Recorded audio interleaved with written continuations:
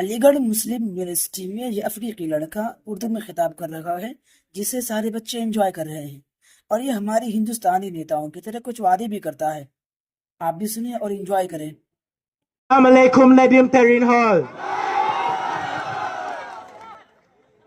जैसे कि आप सभी लोग जानते हैं कि एनसी में आजकल क्या हो रही है, इसलिए मैं जो होते प्रॉमिस नहीं करूंगे। आजकल बहुत गर्मा है तो इसलिए मैं सबको एसी दूंगा। आज का हाल पो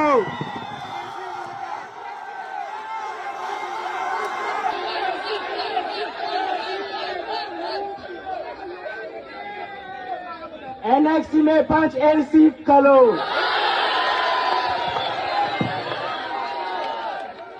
और स्विमिंग पूल भी बनेगा।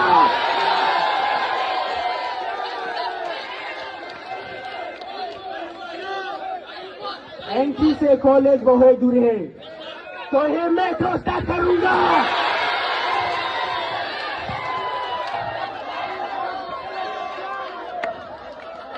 कपड़े धोने की लाई है, फ्लो पे वॉशिंग मशीन होगा।